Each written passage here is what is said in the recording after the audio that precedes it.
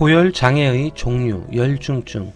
태양의 복사열에 직접 노출 시에 뇌의 온도 상승으로 체온 조절 기능 장애를 일으켜서 체내에 열이 축적되어 발생하며 체열 방산을 하지 못할 경우 지나친 체온 상승으로 곤수 상태에 이를 수 있다.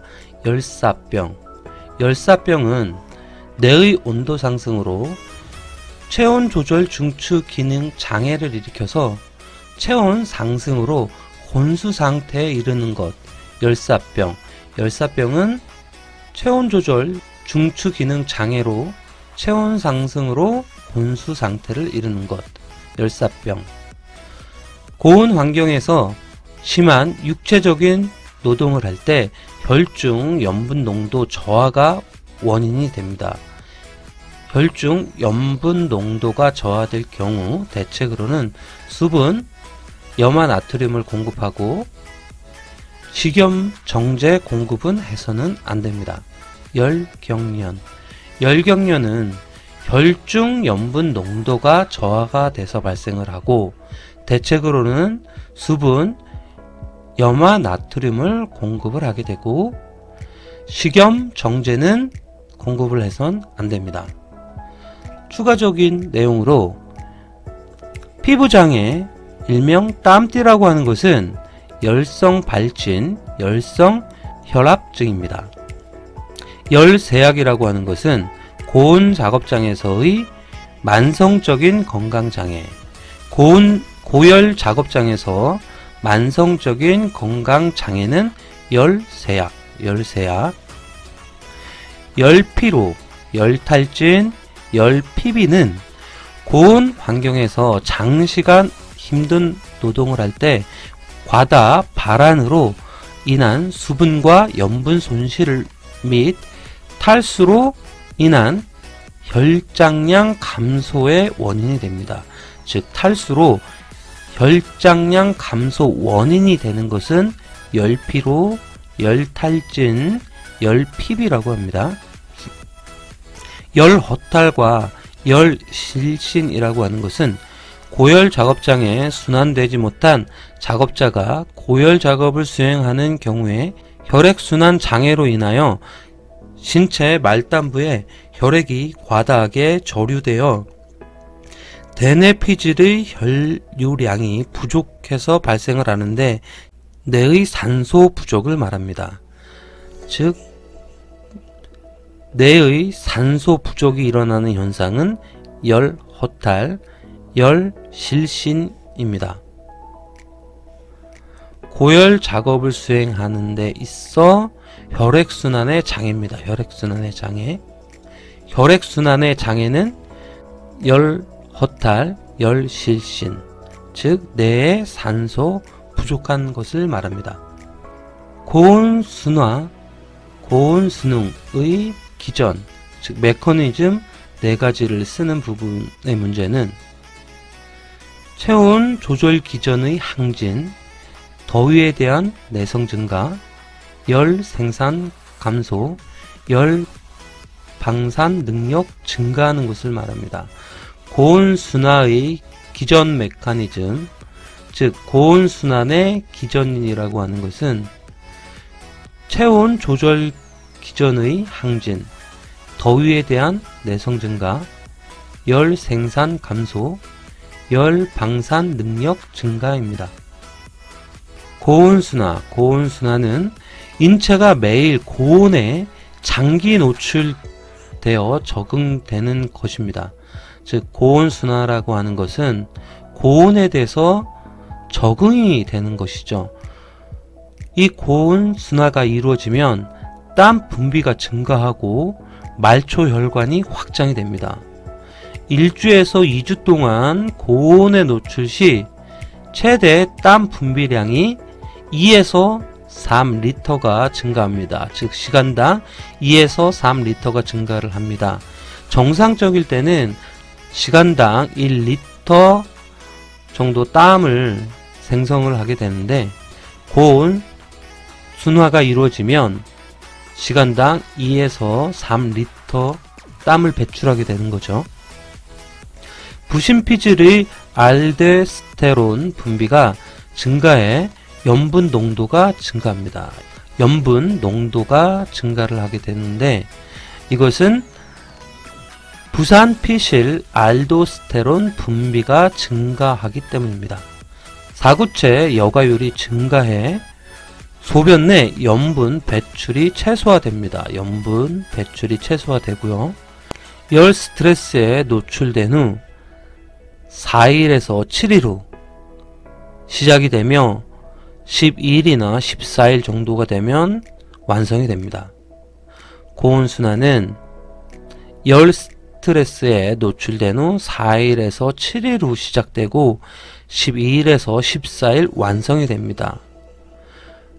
이 고온순화된 것은 약 2주 정도 지속이 되고 1개월 후 사라지게 됩니다. 인체 내의 면역을 담당하는 대식세포 기능에 손상을 주는 물질, 인체 내의 면역을 담당하는 대식세포 기능에 손상을 주는 물질은 크게 담배연기, 성면, 유해 화합물질의 증가입니다. 면역을 담당을 하는 대식세포 기능을 손상시키는 물질은 담배연기, 성면, 유해물질, 즉 담석유가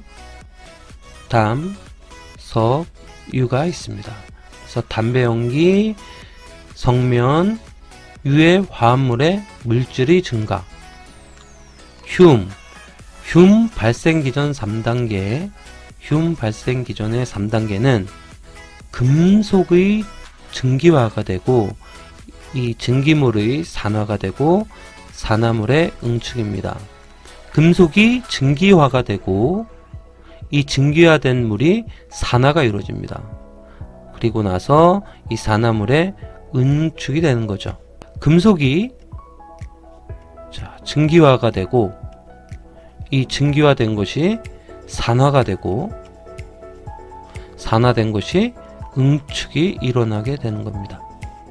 플렉스 타임제,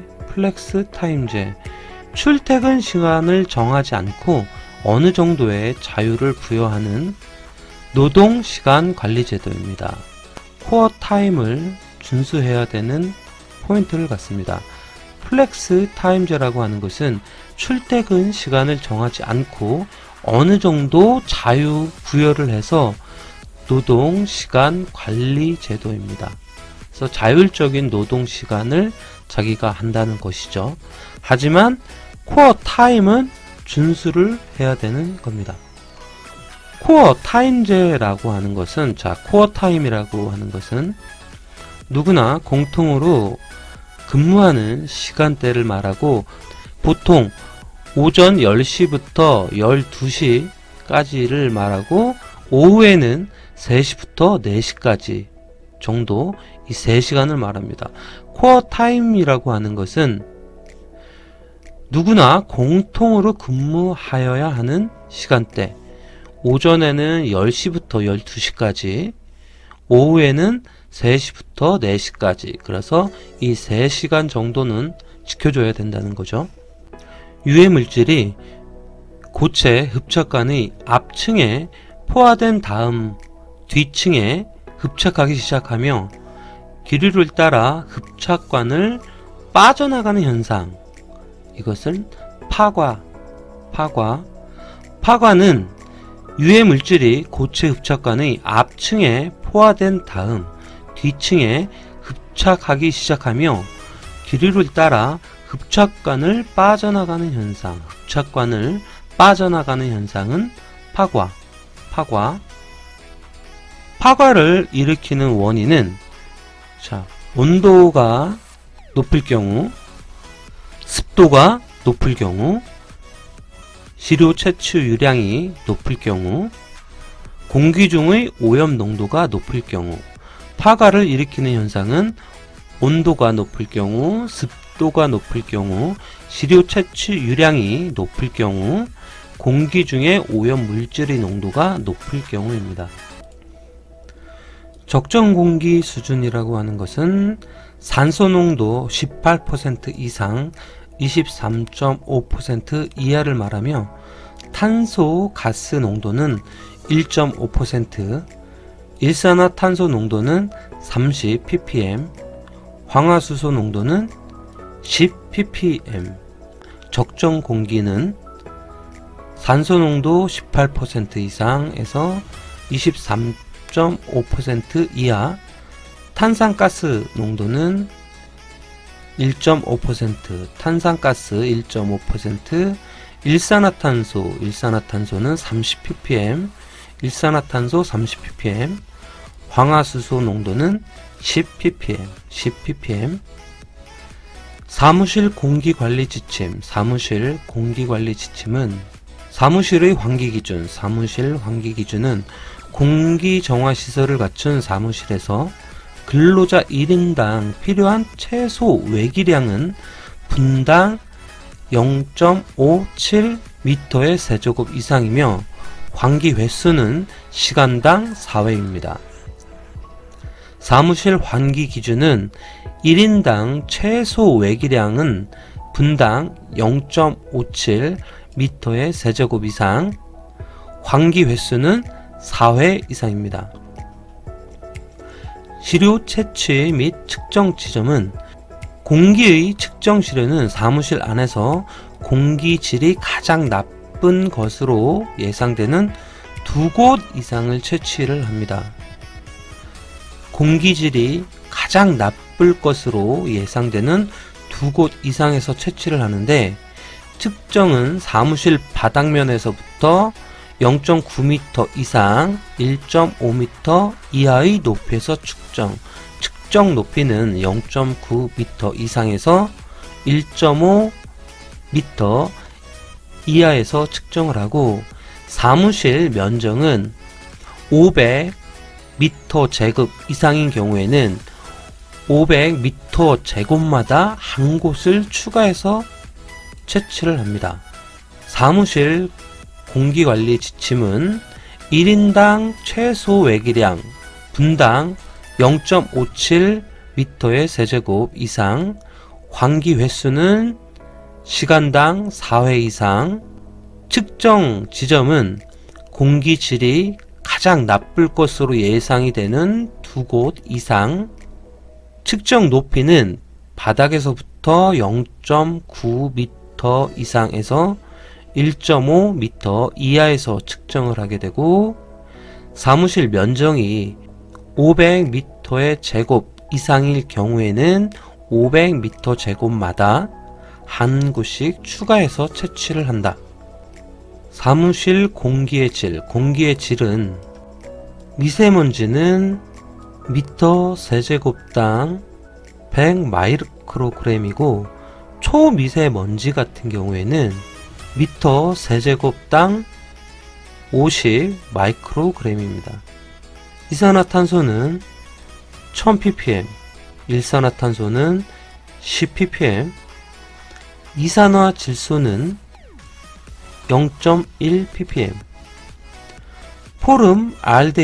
포름알데히드는 미터 세제곱당 100 마이크로그램, 총 휘발성 유기화합물은 미터 세제곱당 500 마이크로그램, 라돈은 미터 세제곱당 148 베크럴, 총 부유 유세균 같은 경우에는 미터 세제곱당 800 CFU, 곰팡이 미터 세제곱당 500 CFU, 미세먼지 일명 PM10 같은 경우에는 100 마이크로그램 퍼 미터의 세제곱, 초미세먼지 일명 PM2.5는 50 마이크로그램 퍼 미터의 세제곱, 이산화탄소는 1000 ppm, 일산화탄소는 10 ppm, 이산화질소는 0.1 ppm, 포름알데히드는 100 마이크로그램 퍼 미터의 세제곱. 총 휘발성 유기화합물은 500 마이크로그램 퍼 미터의 세제곱. 라도는 148 베크럴 퍼 미터의 세제곱. 148 베크럴 퍼 미터의 세제곱. 총 부유 유세균은 800 CFU 퍼 미터의 세제곱. 곰팡이는 500 CFU 미터의 세제곱입니다. 미세먼지와 초미세먼지 같은 경우에는 근무 시간 동안 6시간 이상 연속 측정을 합니다. 6시간 이상 연속 측정을 하고, 이산화탄소 같은 경우에는 시작 후 2시간, 종료 전 2시간 각각 10분간 채취를 하고, 일산화탄소는 시간 후 1시간, 종료 전 1시간 각각 10분간 채취를 합니다. 이산화질소는 시작 후 1시간, 종료 1시간 전 1시간 채취를 하고, 포름알데히드는 시작 후 1시간, 종료 1시간 전에 30분간 2회를 채취를 합니다. 총 휘발성 유기화합물 포름알데히드와 같이 시작 후 1시간, 종료 전 1시간 전 30분간 2회. 라도는 3일 이상 3개월 이내에 연속적으로 측정을 합니다. 총 부유 세균은 시작 후 1시간, 종료 1시간 전 최고 실내 온도에서 1회 채취를 하고, 곰팡이도 마찬가지로 시작 후 1시간, 종료 1시간 전 사이에서 최고 실내 온도에서 1회 측정을 하게 됩니다.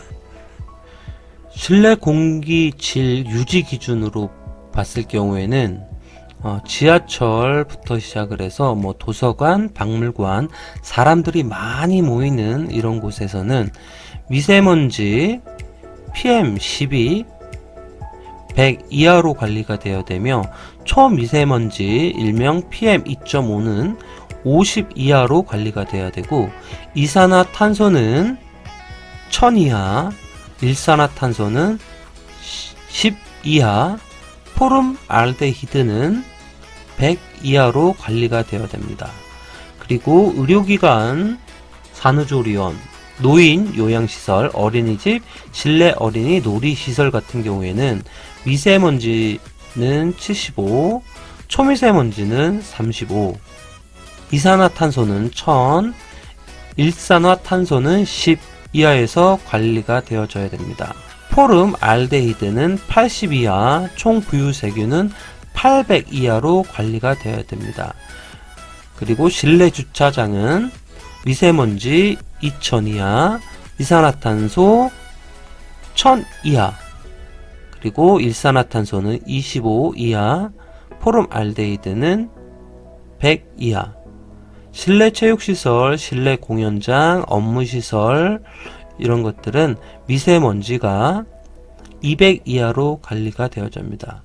실내 공기질 유지 기준은 우리가 제일 중요한 의료시설, 그리고 어린이들, 좀 호흡기 쪽에 좀 취약한 부분들에 대한 요 포인트를 이해하시고 그 다음에 비교해서 외우시면 되니까, 의료기관부터 해서 어린이 시설, 그 다음에 산후조리원 같은 경우 미세먼지는 75, 초미세먼지는 35, 이산화탄소는 1000, 일산화탄소는 10, 포름알데히드는 80, 그 다음에 총 부유 세균은 800 이하를 외우시면 될 것 같아요. 의료기관, 산후조리원, 어린이시설 등은 미세먼지 75, 초미세먼지 35, 이산화탄소 1000, 일산화탄소 10, 포름알데히드 80, 총 부유세균 800 이하. 그리고 이산화탄소는 어딜 가나 1000 이하가 되는 거고요.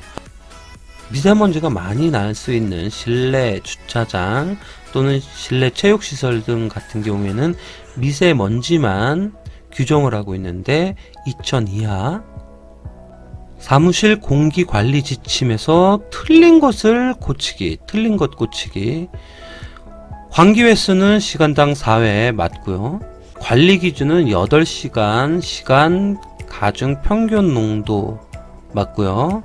측정 시료 공기질 나쁠 것으로 예상되는 곳은 한 곳이 아니라 두 곳이죠. 두 곳에서 채취를 하고, 측정치 최대값을 관리 기준과 비교 평가를 한다인데, 자, 얘는 측정치의 최대값이 아니라 평균치겠죠. 평균 값을 가지고 관리 기준과 비교 평가를 하고요. 일산화탄소는 연 1회 이상 업무 시작 후 1시간 이내가 아니라 전후죠.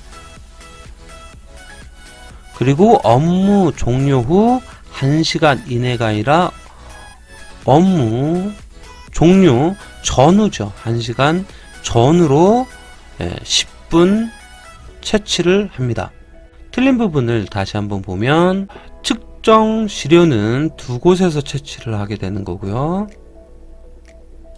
3번인 측정 시료는 공기질 나쁠 것으로 예상되는 두 곳에서 채취를 하게 되는 거고, 측정 값은 평균 값으로 하는 거죠. 평균 값으로.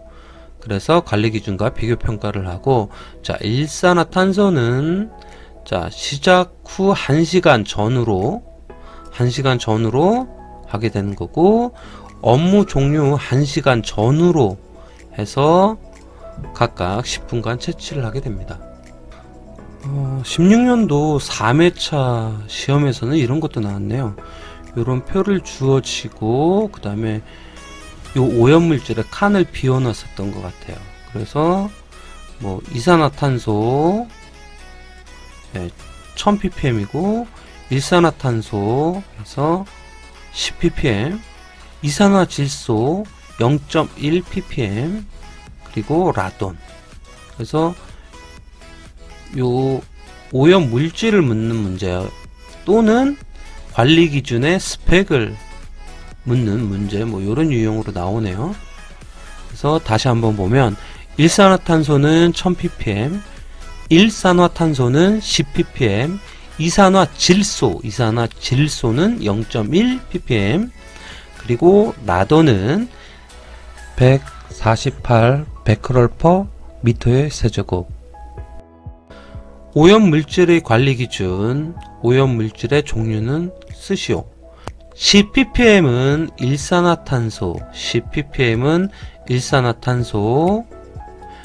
100 마이크로그램/m의 세제곱은 미세먼지, 포름알데히드, 미세먼지는 100 마이크로그램/m의 세제곱입니다.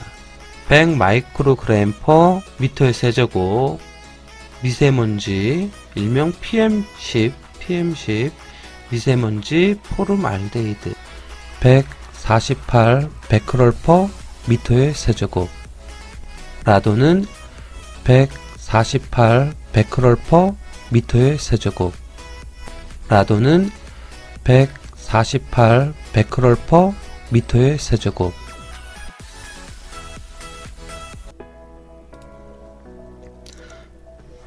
기하학적 직경 측정 방법 설명. 입자상 물질의 크기를 결정하는 방법 중에서 기하학적 직경 측정 방법을 설명하시오, 또는 입자상 물질 크기의 결정하는 방법 중 기하학적 직경 측정 방법, 물리적 직경 측정 방법은 마틴 직경, 페럿 직경, 등면적 직경이 있습니다. 마틴 직경이라고 하는 것은 입자의 면적을 2등분하는 선의 길이로 나타내는 직경이고, 페렛 직경은 입자의 가장자리를 2등분한 직경, 먼지의 한쪽 끝 가장자리에서 또 다른 쪽 끝 가장자리까지의 거리로 나타내는 직경을 말하고, 등면 직경이라고 하는 것은 입자의 면적과 동일한 면적을 가진 원의 직경으로 환산한 직경. 마틴 직경은 면적을 2등분한 선의 길이로 나타내고, 페렛 직경은 가장자리를 2등분한 직경, 등면적 직경은 면적과 동일한 면적을 가진 원의 직경으로 환산한 것. 그래서 마틴 직경은 이렇게 하면 2등분이 되는데, 이렇게 이용을 해서 요 D로 표시하는 것이 마틴 직경. 외곽의 즉 가장자리를 길이로서 나타내는 것. 페렛 직경. 등면적 직경이라고 하는 것은, 자, 면적을 구하고 이 면적과 동일한 원의 직경으로 환산을 해서 나타내는 직경을 등면적 직경. 자, 쉽게 외우는 방법은 마면이 패가의 등면적이다. 마틴 직경 면을 2등분한다. 패가의. 페렛 직경 가장자리를 2등분했다. 등면적 직경은 면적을 가지고 원의 직경으로 환산을 한 거다. 마면이 패가의 등면적.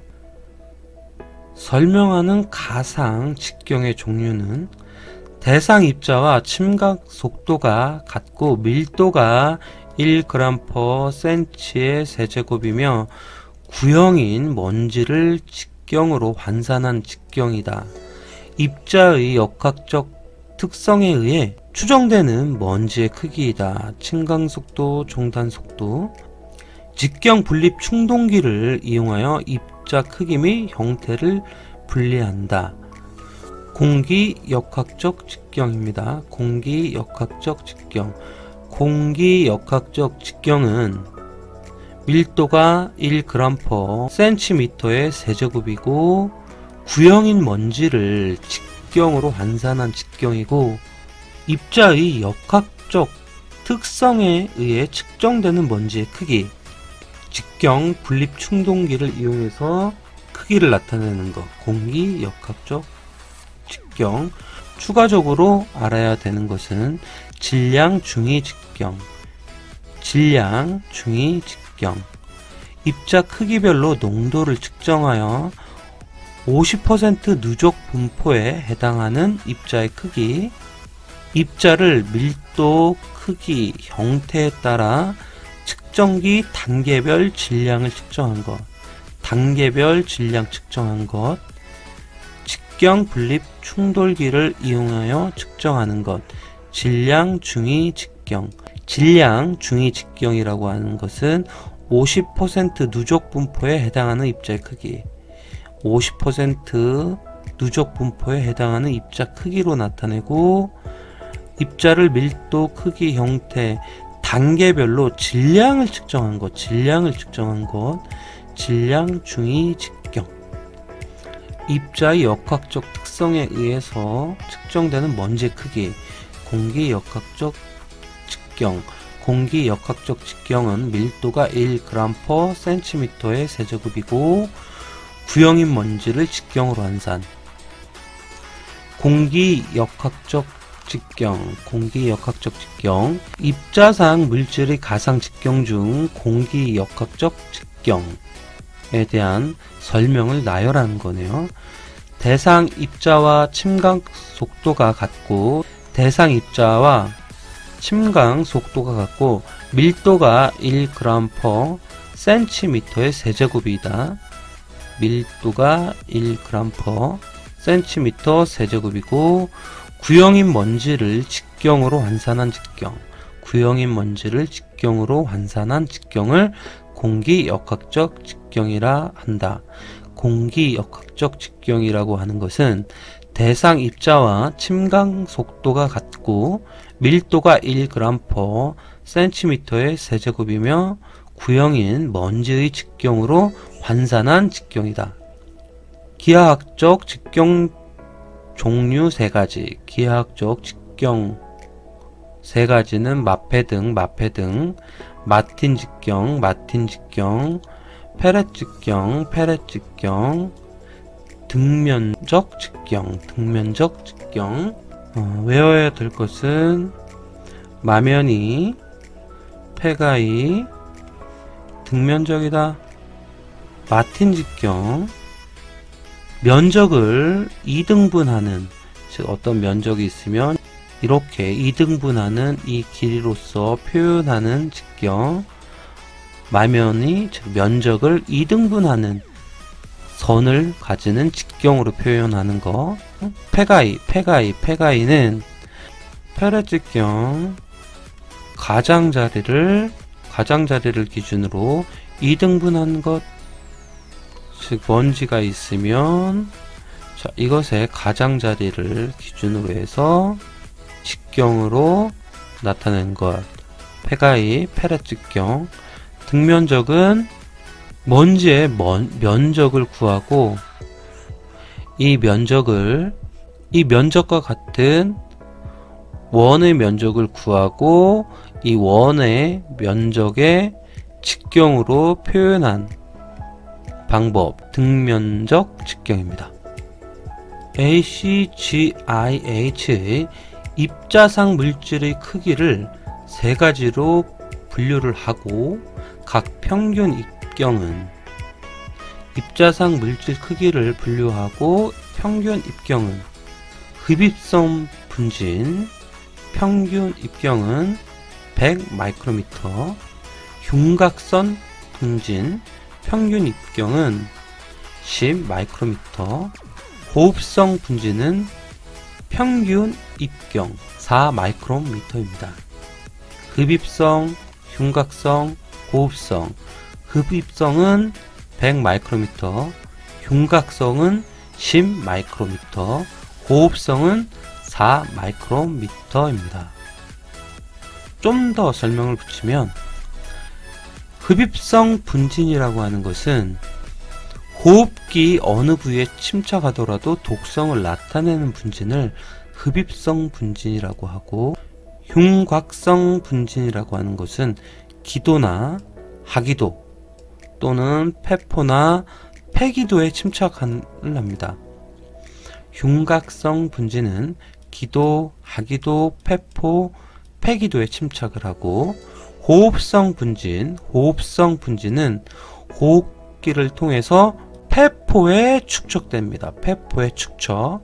그래서 일반적인 거는 흡입성 분진 100 마이크로미터고, 폐포에 축적될 정도로 아주 작은 것은 호흡성 분진이라고 하고 4 마이크로미터 크기를 가진다. 그래서 흡입성 분진, 흉곽성 분진, 호흡성 분진. 흡입성 분진은 100 마이크로미터, 호흡성 분진은 4 마이크로미터, 흉곽성 분진은 10 마이크로미터입니다. ACGIH의 입자상 물질 중 호흡성 분진의 침전 기전을 설명하라. 호흡기를 통하여 폐포에 축적될 수 있는 크기의 분진이다. 호흡성 분진은 호흡기를 통하여 폐포에 축적될 수 있는 크기의 분진. 호흡기를 통하여 폐포에 축적될 수 있는 크기의 분진은 호흡성 분진. 호흡기를 통하여 폐포에 축적될 수 있는 크기의 분진. 입자상 물질이 여가지에 채취하는 그런 채취 기전에 대한 설명이에요. 여가 포집에 기여하는 6가지 기전. 입자상 물질의 여가 포집 원리. 중력 침강, 정전기 침강, 관성 충돌, 직접 차단, 확산, 체질이 있습니다. 여가 포집 원리는 중력 침강, 정전기 침강, 관성 충돌, 직접 차단, 확산, 체질이 있습니다. 자, 쉽게 외우는 방법은 중전 관직 확산되나 체질에 맞아야 한다. 조선 이전 시대로 돌아가 보면 자, 중전은 다양한 능력 따져서 왕의 배필로 삼겠죠. 그럼 어떻게 되겠어요? 많은 수많은 여자들을 여가를 했기 때문에 중전이 되는 거고, 이 중전은 곳간을 관리를 해야 되잖아요. 그런 관직이 일반 서민에 있을 때 대비 확산이 되겠죠. 임무의 중책을 짊어져야 될 중전은 어떻게 되겠어요? 아무나 막을 수는 없겠죠. 체질에 맞아야 한다. 그래서 중전 관직 확산되나 체질에 맞아야 된다. 즉 여가 포집 원리는 왕의 배필을 뽑는 중전은, 즉 중전 관직이 확산되나 체질에 맞아야 된다. 그래서 중은 중력 침강을 말하는 거고요. 전은 정전기 침강, 그 다음에 관은 관성 충돌, 직은 직접 차단, 확산은 확산, 체질은 체질이 되는 거죠. 또 추가적으로 알아야 될 건, 자, 호흡기, 즉 폐, 즉 사람의 침착, 삼기전. 삼기전은 크게 중력 침강, 관성 충돌, 그 다음에 확산으로 이루어지고, 추가적으로 한다면 직접 차단이 있습니다. 여가 포집 원리는 중정관직 확산되나 체질에 맞아야 한다. 중력 침강, 전은 정전기 침강, 관성 충돌, 직은 직접 차단, 그리고 확산, 체질, 이렇게 보시면 되겠습니다. 그림 참고하여 입자 직경에 적합한 포집 기전을 적으시오. 자, 1, 1, 2, 3에 해당하는 포집 기전을 적는 거죠. 1번은 확산, 1번은 확산, 2번은 확산, 직접 차단, 확산, 직접 차단, 그리고 3번은 관성 충돌, 직접 차단, 이렇게 되나요? 그림을 보고 적합한 포집 기전을 적으시오. 1번은 확산, 1번 확산, 2번 확산, 직접 차단, 확산, 직접 차단, 3번 관성 충돌, 직접 차단, 관성 충돌, 직접 차단. 추가적인 사항으로 가장 낮은 채집 효율을 가지는 입경은 0.3 마이크로미터, 가장 낮은 채집 효율을 갖고 있는 입경은 0.3 마이크로미터. 이것을 포집하는 기전은 확산과 직접 차단이다. 확산과 직접 차단, 확산, 확산 직접 차단, 직접 차단, 관성 충돌. 여가 포집 방법에 있어 여가지 선정 구비 조건 5가지는 포집 효율이 높을 것, 입경 0.3 마이크로미터의 입자를 95% 이상 포집할 것, 압력 손실이 적을 것, 포집 시의 흡인 저항이 낮을 것, 쉽게 파손되지 않을 것, 흡습률이 낮은 것, 가볍고 1m당 무게의 차이가 적을 것, 분석상 방해가 되는 물질을 함유하지 않을 것.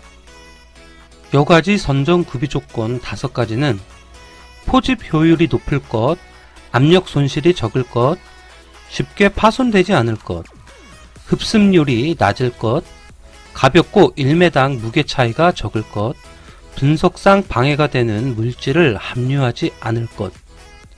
포집 효율이 높을 것, 압력 손실이 적을 것, 쉽게 파손되지 않을 것, 흡습률이 낮을 것, 가볍고 1m당 무게 차이가 적을 것, 분석상 방해가 되는 물질을 함유하지 않을 것. 유튜브에서 검지관을 검색해 보시면 메인에 바로 뜨네요. 기체 검지관 사용하기. 대기에서 1차적 테스트를 하네요. 관을 채취기에 삽입하고 채취기를 검사하려는 곳에 두고 채취기 손잡이를 당기면 끝이네요. 양초 산화 후 그 공간의 산소량을 체크하네요. 수치는 관의 수치를 그냥 읽으면 되니 간단하고 아주 쉽게 누구나 할 수 있군요. 일회용이며 단일 물질만 측정할 수 있겠네요. 풀 영상은 루나사이언스에서 확인하시면 되겠죠. 검지관을 사용하여 측정할 경우 측정 위치 3가지는 해당 작업 근로자의 호흡기, 가스 물질 발생원에 근접한 위치, 주 작업 위치에서의 근로자 호흡기 높이. 검지관을 사용하여 측정하는 측정 위치는 작업자 근로자의 호흡기, 가스 물질 발생원에 근접한 위치, 주 작업 위치에서 근로자 호흡기 높이. 검지관 방식 측정이라고 하는 것은 검지관 방식으로 측정하는 경우 1일 작업 시간 동안 1시간 간격으로 6회 이상 측정하되 측정 시간마다 2회 이상 반복 측정해서 평균값을 산출하는 것. 가스상 물질의 발생 시간이 6시간 이내일 때 1시간 간격으로 나누어 측정을 한다. 검지관 방식의 측정은 1일 작업시간 동안 1시간 간격으로 6회 이상 측정을 하고 그것을 평균값을 산출합니다. 6시간 이내일 경우에는 작업시간 동안 1시간 간격으로 나누어 측정을 하게 됩니다. 검지관의 장점: 사용이 간단하다, 반응시간이 빨라, 빠른 측정이 가능하다, 사용법을 숙지하면 사용이 가능하다, 재현성이 높다, 밀폐 공간의 산소 부족 및 폭발성 가스 등의 안전 관련 확인이 가능하다. 검지관의 장점은 사용이 간단하다. 사용이 간단하기 때문에 전문가가 아니더라도 합니다. 즉 사용법만 숙지를 하면 사용 가능하고 빠른 측정이 가능합니다. 재현성이 높고 밀폐 공간의 산소 부족 및 폭발성 가스 등의 안전 관련 확인이 가능합니다. 그렇다면 검지관의 단점은 특이도가 낮다. 즉 다른 물질의 영향을 받기 쉬워 오차가 크다. 민감도가 낮아 비교적 고농도의 적용이 가능하다. 한 검지관으로 단일 물질만 측정 가능하다. 단일 측정만 가능하다. 판독자에 따라 변이가 심하다. 단시간 측정만 가능하다. 미리 측정 대상물에 동정이 되어 있어야 측정이 가능하다. 세기 시간에 따라 변하므로 제조자가 정한 시간에 읽어야 한다. 검지관의 단점은 특민한 판단이 필요하다. 검지관의 단점은 특민한 판단이 있어야 된다. 즉 특이라고 하는 것은 특이도가 낮다. 다른 물질의 영향을 받기 쉬워 오차가 크다. 다른 말로 얘기하면 특이도가 낮다. 특민한, 그래서 민은 민감도가 낮아. 민감도가 낮기 때문에 고농도 적용이 가능하다. 한 검지관으로는 단일 물질만 측정할 수 있다. 판독자에 따라 변이가 심하다. 단시간만 측정 가능하다. 단시간만 측정 가능하다. 미리 측정 대상물의 동정이 되어 있어야 측정이 가능하다. 즉 미리 측정 대상물의 명칭을 알아야 되고 그거에 맞는 검지관을 써야 된다는 얘기죠. 검지관은 단일 대상 물질에 대해서 흡입하는 식으로 해서 그 검지관의 색이 변하는 것에 따라서 판독을 하게 되는데 색이 시간에 따라 변합니다. 그렇기 때문에 정한 시간에 읽어야 한다. 그래서 검지관의 단점은 특민한 판단, 특이도가 낮다, 민감도가 낮아 비교적 고농도의 적용이 가능하다. 한 검지관으로 단일 물질만 측정을 한다. 판독자에 따라서 변이가 심하다. 단, 단시간 측정만 가능하다.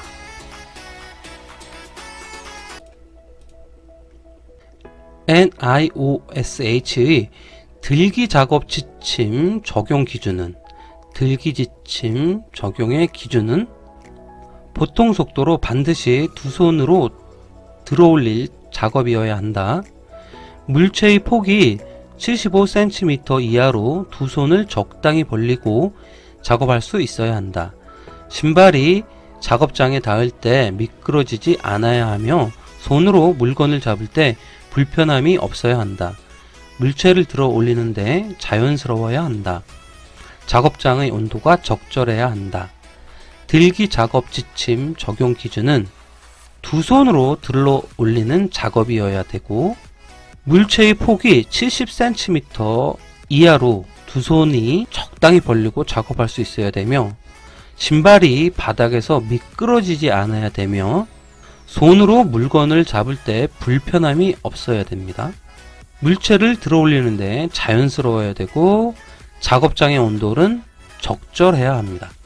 NIOSH 들기 작업의 지침 적용 기준은 두 손으로 올리는 작업이어야 하며, 물체의 폭이 75cm 이하로 두 손을 적당히 벌리고 작업할 수 있어야 되며, 신발이 작업장에 닿았을 때 미끄러지지 않아야 되며, 손으로 물건을 잡을 때 불편함이 없어야 하고, 물체를 들어 올리는데 자연스러워야 되며, 작업장의 온도가 적절해야 합니다.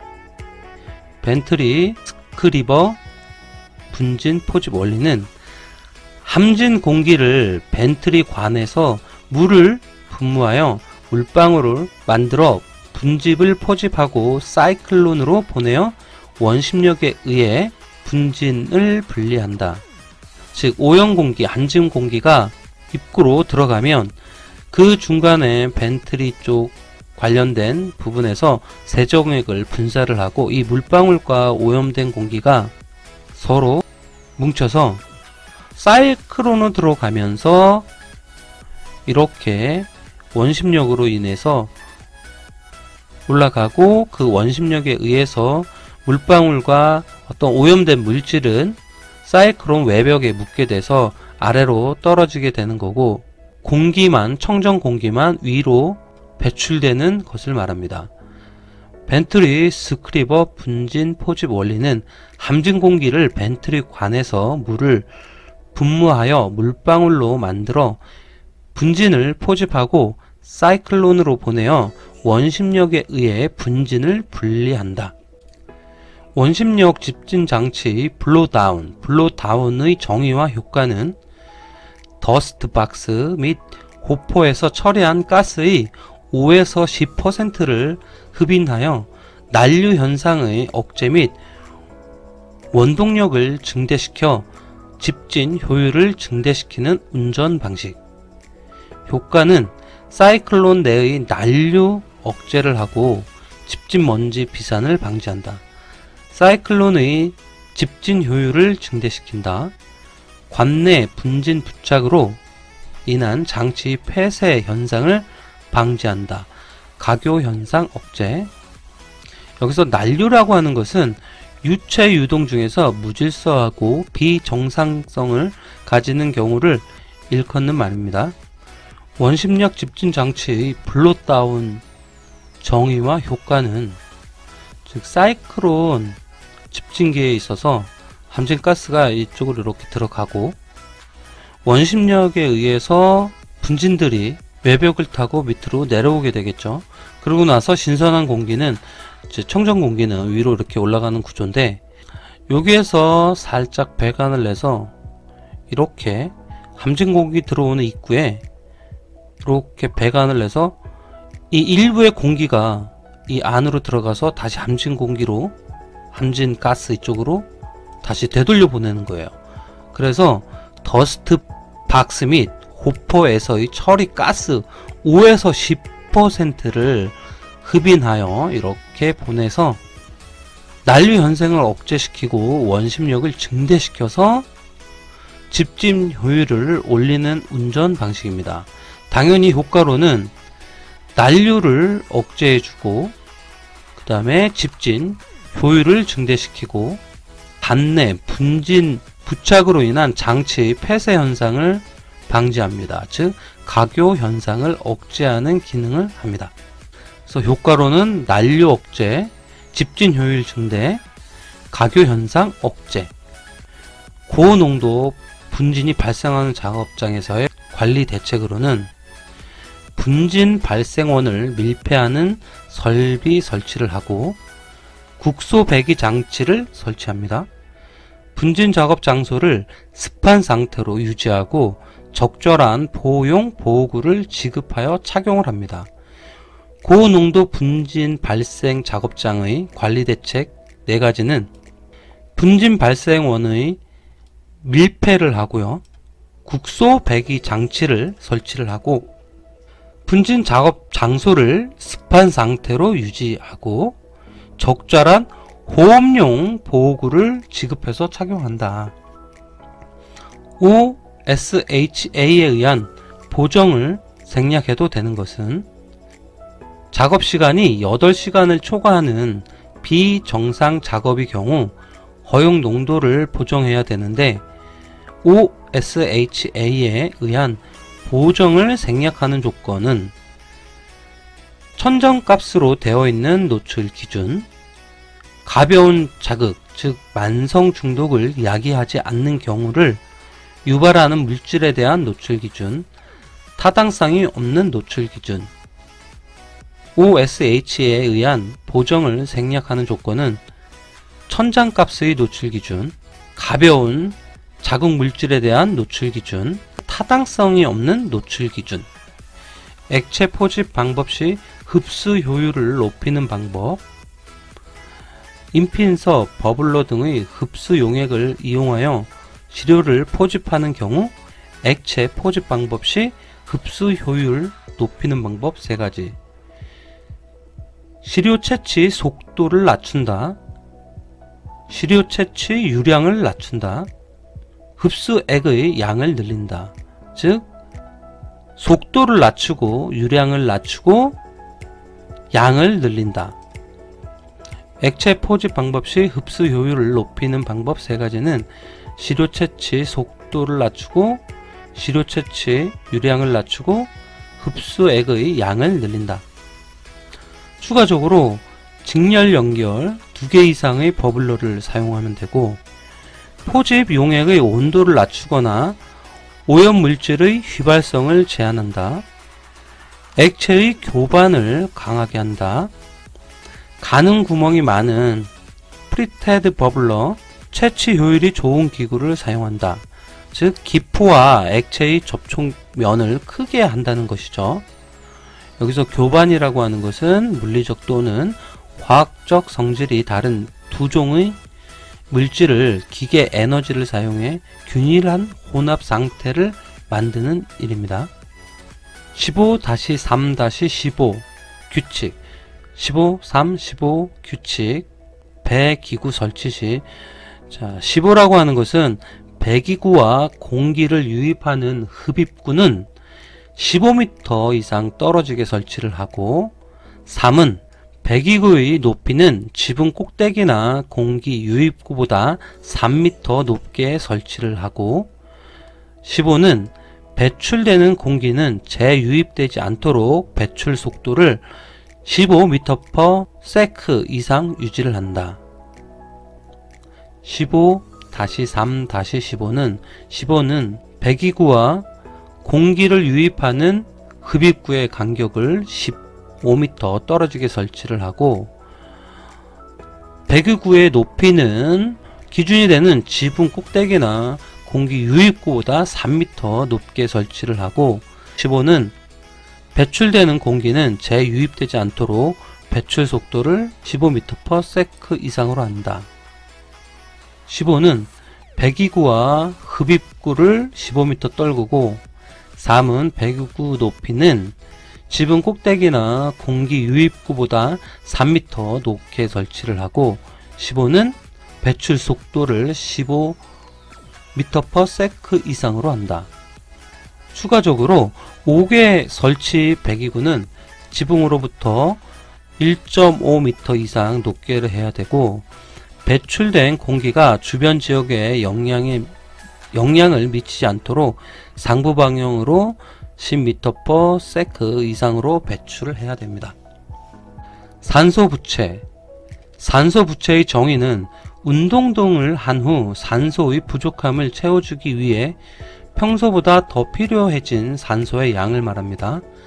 격렬한 운동을 할 때 산소 섭취량이 산소 소비량보다 부족하게 되어 산소량이 산소 부채, 즉 산소 빚을 일으키는 현상.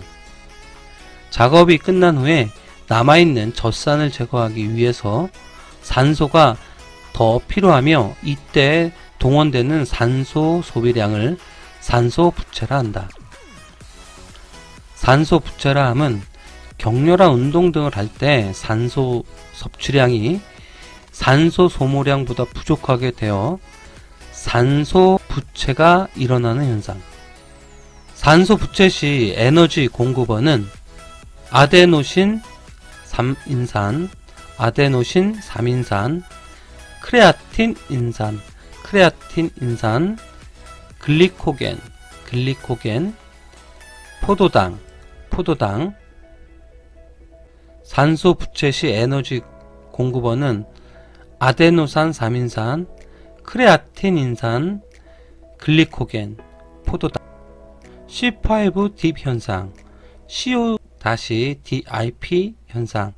소음성 난청의 초기 단계에서 400Hz 부근의 음에서 청력 저하가 심하게 생기는 현상. C5 현상. 소음성 난청의 초기 단계로서 4000Hz 부근의 음에서 청력 저하가 심하게 생기는 현상.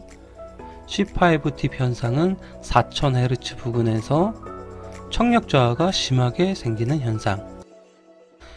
가스상 물질 중 휘발성 유기화합물의 처리 방법 2가지 또는 불꽃 연소법과 촉매 연소법 특징 2가지를 쓰시오. 가스상 물질 중 휘발성 유기화합물의 처리 방법 2가지는 불꽃 연소법과 촉매 연소법. 불꽃 연소법은 가연성 가스를 직접 불꽃 중에서 연소시키는 방법. 온도가 높아서 연료 소비 비용이 든다. 불꽃 연소법은 가연성 가스를 직접 불꽃 중에서 연소시키는 방법으로 온도가 높기 때문에 연료 소비 비용이 많이 들고, 촉매 연소법은 가스 중의 가연성 성분을 촉매를 사용하여 저온에서 산화시키는 방법, 즉 300에서 400도씨. 불꽃 연소법에 비해 낮은 온도로서 가능하며 체류 시간이 짧아도 가능하다. 분자량이 큰 탄화수소류 가스 제거에 적합하다.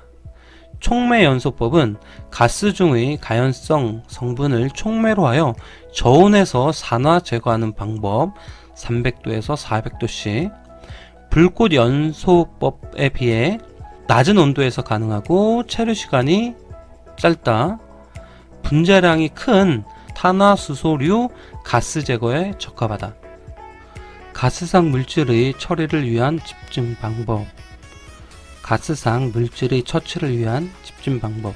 가스 중의 가연성 성분인 PT, 플래티늄, CO, 코발트, Ni, 니켈 등의 촉매 사용, 300에서 400도씨 정도의 저온에서 산화 제거하는 방법. 보조 연료의 소모 및 가스량이 적고 분자량이 큰 탄화수소류 가스에 적합한 것은 촉매 연소법이죠. 가스상 물질의 처리를 위한 집진 방법. 가스 중의 가연성 성분을 백금, 코발트, 니켈 등의 촉매 사용, 300에서 400도씨 정도의 저온에서 산화 제거하는 방법이며, 보조 연료의 소모 및 가스량이 적고 분자량이 큰 탄화수소류 가스에 적합한 것은 촉매 연소법이죠. 촉매 연소법. 가스상 물질의 시료 채취 방법 4가지는 고체 채취 방법, 액체 채취 방법, 직접 채취 방법, 냉각 응축 채취 방법이 있습니다. 그래서 가스 물질을 시료 채취하는 방법은 고체, 액체, 직접, 냉각 응축, 즉 고액 직접 냉각 응축한다. 가스 물질은 고액 직접 냉각 응축한다. 고는 고체, 액은 액체, 직접, 그리고 냉각 응축. 가스상 물질의 시료 채취 방법은 고액 직접 냉각 응축이다. 고체 채취 방법, 액체 채취 방법, 직접 채취 방법, 냉각 응축 채취 방법이 있습니다. 작업 환경 측정 시에 사용되는 시료 채취 방법. 작업 환경 측정 시 사용되는 시료 채취 방법은 고액 직접 냉각 응축 여과하자. 가스상의 물질은 고액 직접 냉각 응축이고 작업 환경 측정 시는 고액 직접 냉각 응축에서 여과하자. 그래서 고체 채취 방법, 액체 채취 방법, 직접 채취 방법, 냉각 응축 채취 방법, 여과 채취 방법. 고액 직접 냉각 응축 여과하자. 고액 직접 냉각 응축, 고액 직접 냉각 응축 여과하자. 벤젠과 톨루엔의 뇨중대사물은 벤젠과 톨루엔이 소변에서 대사산물은 벤젠은 페놀 또는 TT 뮤코닉산, 벤젠, 페놀 또는 TT 뮤코닉산, 톨루엔은 마뇨산, 톨루엔, 마뇨산, 마뇨산은 톨루엔, 톨루엔은 마뇨산, 벤젠, 페롤, TT 뮤코닉산, TT 뮤코닉산. 추가적으로 크실린은 메탈 마뇨산, 크실린, 메탈 마뇨산, 에틸렌 벤젠, 에틸렌 벤젠은 만델린산, 만델린산. 이황화탄소는 TTCA, 이황화탄소, 카복시 헤모글로빈. 이거는 혈중에 나타나는 겁니다. 혈중에 나타내는 것은 2개가 있는데 니크로벤젠, 니크로벤젠은 메타헤모클로빈, 메타헤모클로빈. 그리고 톨루엔은 마뇨산, 소변 중에 톨루엔, 마뇨산. 그리고 톨루엔은 혈액과 호기에서도 우리가 찾아볼 수 있습니다. 그래서 호기라고 하는 것은 내쉬는 숨이죠. 즉 숨을 내쉬는 거, 호기. 생체 시료 중 호기를 잘 사용하지 않는 이유, 즉 내쉬는 숨을 체크하지 않는 이유는 수증기에 의한 수분 응축 영향이 있다. 반감기가 짧으므로 노출 직후 채취해야 한다. 이 2가지 이유로 호기를 잘 사용하지 않습니다. 즉 내쉬는 쉼을 시료로서 잘 채취하지 않는 이유는 수증기에 의한 수분 응축 영향, 수분 응축 영향이 있기 때문이고, 반감기가 짧아서 노출 직후에 바로 채취를 해야 되죠. 국소 배기 장치의 눌포인트 이론, 눌포인트 이론은 즉 무요점 이론, 환기 시설의 제어 속도 결정 시 발생원뿐만 아니라 무요점까지 흡연할 수 있는 지점이 확대되어야 한다. 국소 배기 장치의 눌포인트 이론이라고 하는 것은 환기 시설의 제어 속도 결정 시 발생원뿐만 아니라 무요점까지 흡인할 수 있는 지점까지 확대 확대되어야 한다. 무요점이라고 하는 것은 입자가 운동 에너지를 상실하여 비산 속도가 제로가 되는 한계점. 가스상 물질은 용해도에 따라 인체 내에서 침착되는 부분이 달라진다. 이 산화황은 상기도에 침착되며 오존 및 이황화탄소는 폐포에 침착된다. 가스상 물질은 용해도에 따라서 인체 내에서 침착되는 부분이 달라진다. 이산화황은 상기도에, 오존 및 이황화탄소는 폐포에 침착하게 된다. 추가적으로 호흡기계 자극성 물질, 용해도에 따라서 구분을 하는 호흡기계 자극성 물질은 상기도 점막 자극제, 즉 물에 잘 녹는 물질로 암모니아, 크롬산, 염화수소, 불화수소, 아황산가스, 상기도 점막 및 폐조직 자극제, 상기도 점막 및 폐조직 자극제는 물에 대한 용해도가 중등도인 물질, 염소, 브롬, 요오드, 플루오르, 염소 산화물, 오존 등이 있고, 종말기관지 및 폐포 점막 자극제는 물에 잘 녹지 않는 물질로 이산화질소, 3염화비소, 포스겐 등이 있습니다.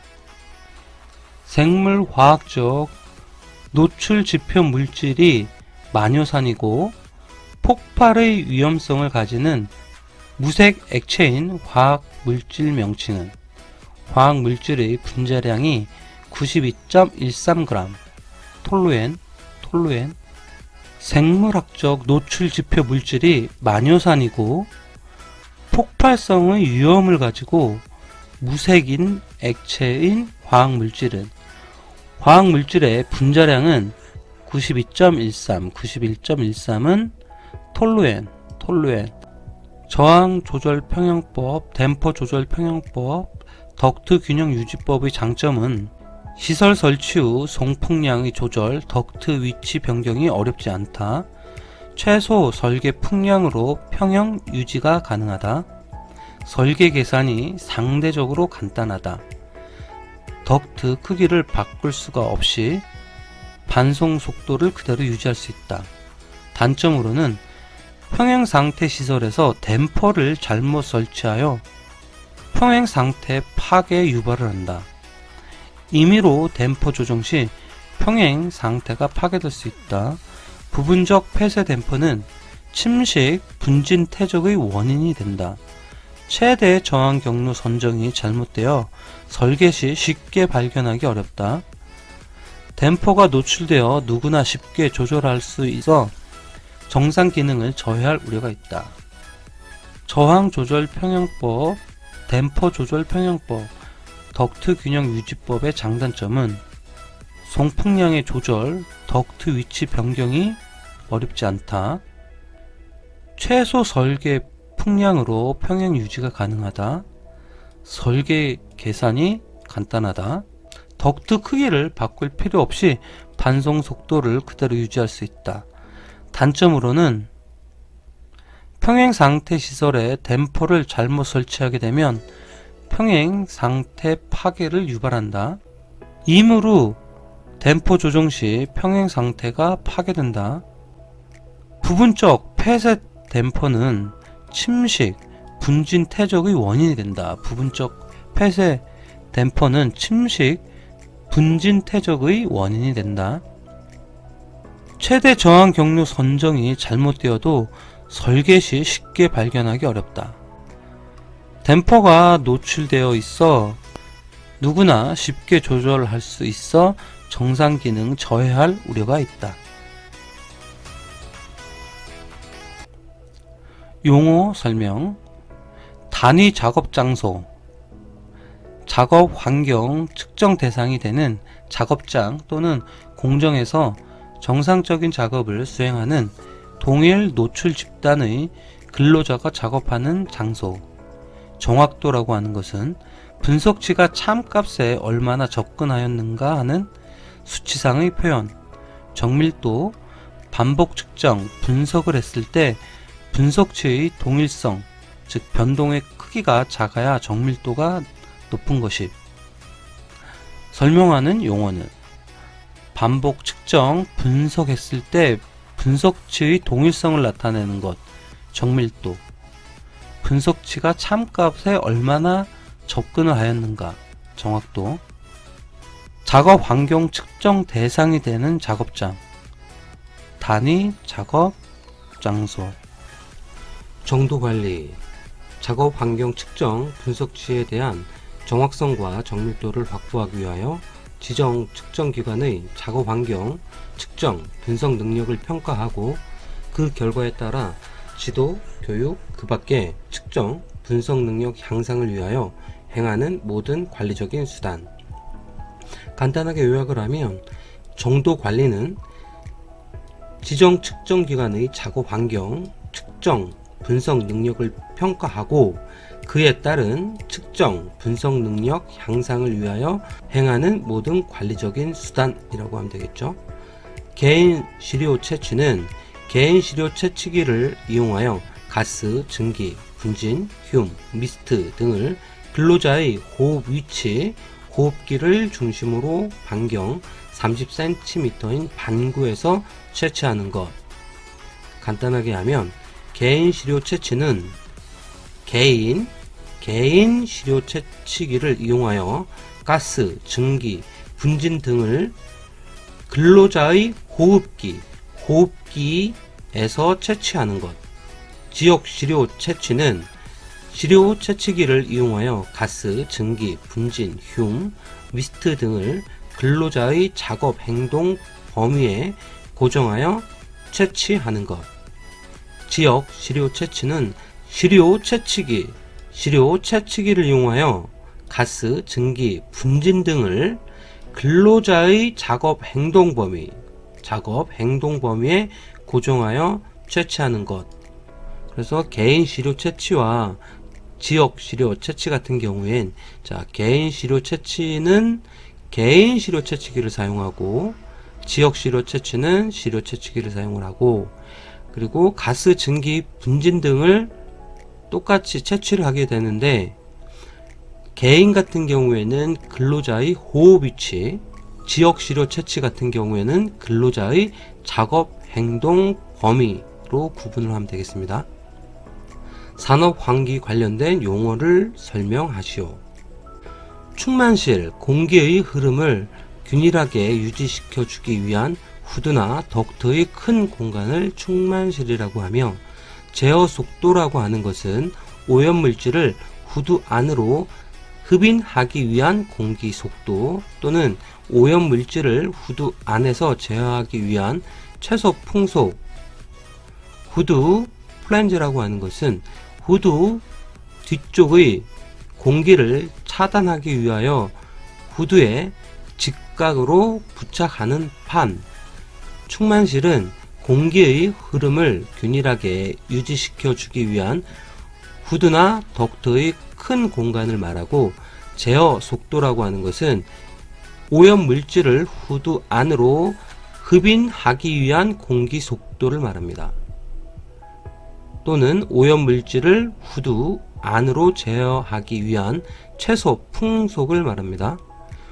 후드 플랜지, 후드 뒤쪽의 공기를 차단하기 위하여 후드에 직각으로 부착된 판. 공기조화 설비 HVAC의 설명. 난방, 환기, 냉방을 통하여 실내의 온도, 습도, 공기의 청정도를 제어하여 환경을 안락하게 하는 시설입니다. 공기조화 설비 HVAC는 난방, 환기, 냉방을 통하여 실내의 온도, 습도, 공기의 청정도를 제어하여 환경을 안락하게 하는 시설을 말합니다. 후드를 통해 배출되는 것과 같은 양의 공기가 외부로부터 보충되는 것. 이것 때문에 국소 배기 장치의 효율을 극대화시키는 것. 보충용 공기. 보충용 공기라고 하는 것은 국소 배기 장치의 효율을 극대화시키는 것으로서 후드를 통해 배출되는 것과 같은 양의 공기가 외부로부터 보충되는 것을 말합니다. 국소 배기 장치의 보충용 공기는 후드를 통해 배출되는 것과 같은 양의 공기가 외부로부터 보충되는 것, 보충용 공기이고요. 입자상 물질의 작업 환경 측정 방법 중에 용접 휴문, 여과 채취 방법으로 측정하되 용접 보완면을 착용한 경우 내부에서 채취를 해야 되고, 중량 분석 방법과 원자 흡광 광도계 또는 유도 결합 플리즈마를 이용한 방법으로 분석을 합니다. 용접 휴무의 채취 방법은 여과 채취 방법으로 하고, 용접 보완면을 착용한 경우에는 내부에서 채취를 하고, 여과 채취 방법으로는 세 가지가 쓰이는데, 중량 분석 방법과 원자 흡광 광도계 그리고 유도 결합 플리즈마를 이용한 방법으로 분석을 합니다.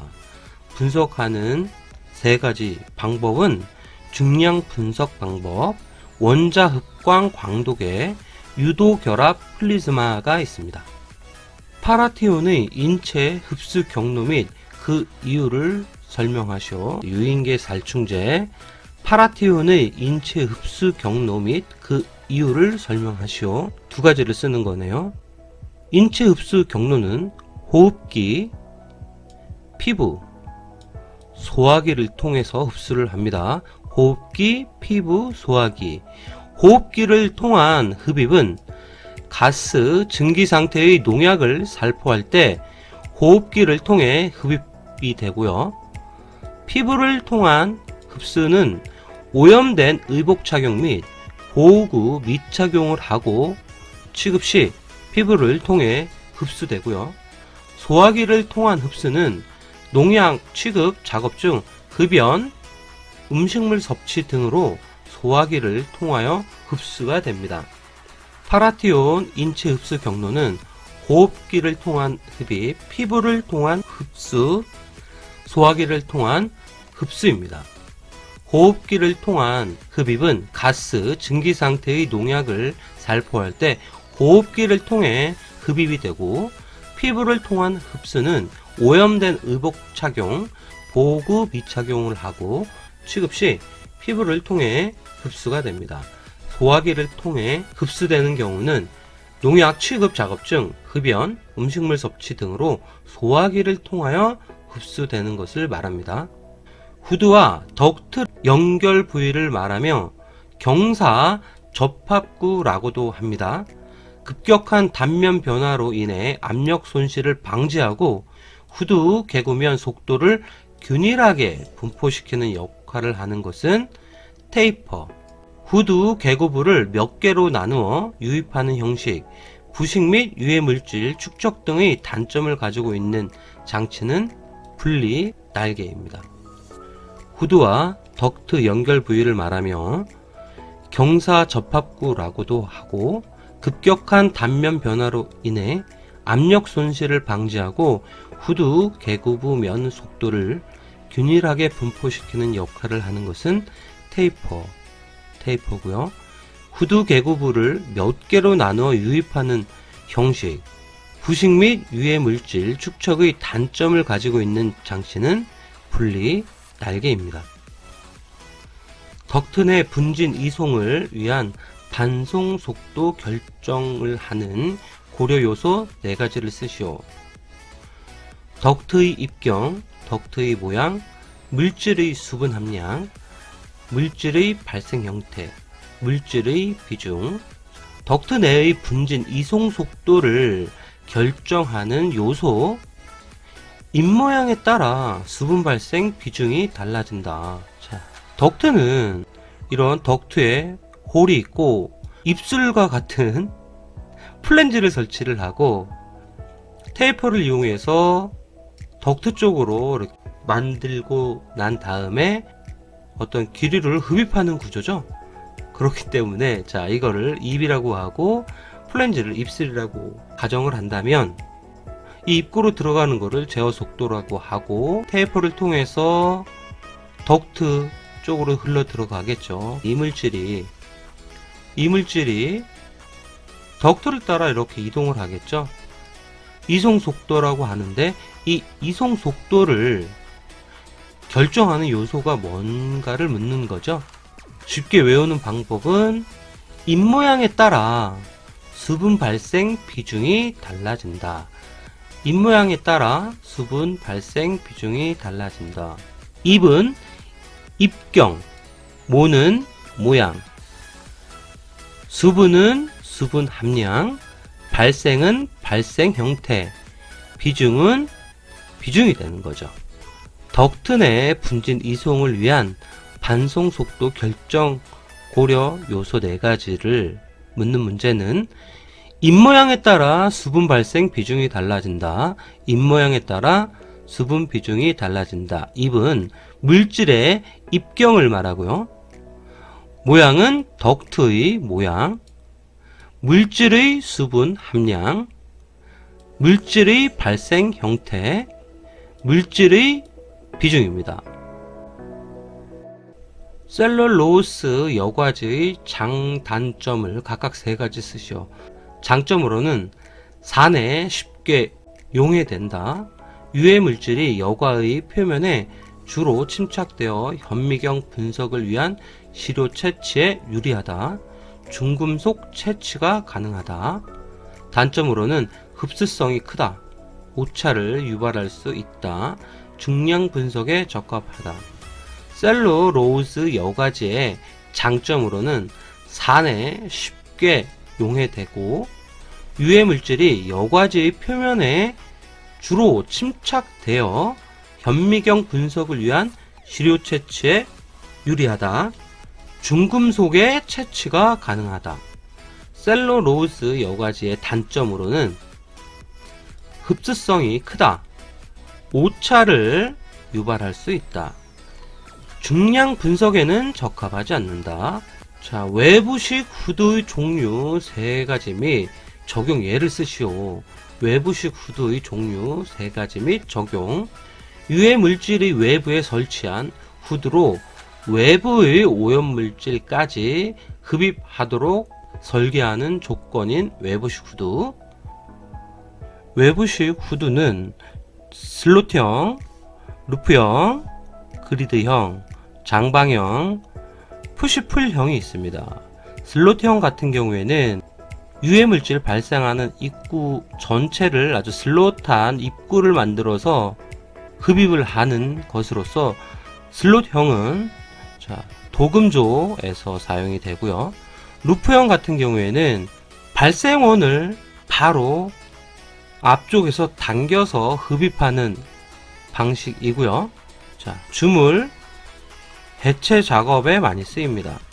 그리드형 같은 경우에는 비중이 높은 유해 물질에 사용이 되며 작업 테이프를 하단 쪽에서 흡수를 하는 거예요. 그렇기 때문에 공기 비중보다 높은 유해 물질들은 중력에 의해서 위에서 아래로 가려고 하는 부분을 이용을 하는 거겠죠.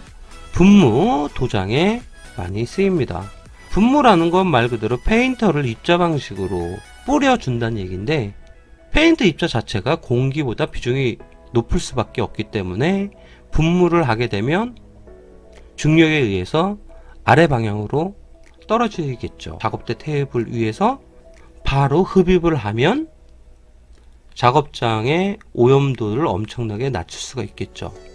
다양한 작업을 할 때는 장방형 이런 스타일도 쓰는 경우가 많죠. 푸시풀형 도금조에서 많이 쓰이는데, 자, 도금조를 담근 용기가 있겠죠. 용기 위에 유해 물질이 발생을 될 건데, 발생이 돼서 위로 올라갈 건데, 이 도금조 위쪽 부분에 공기를 분사를 하는 거예요.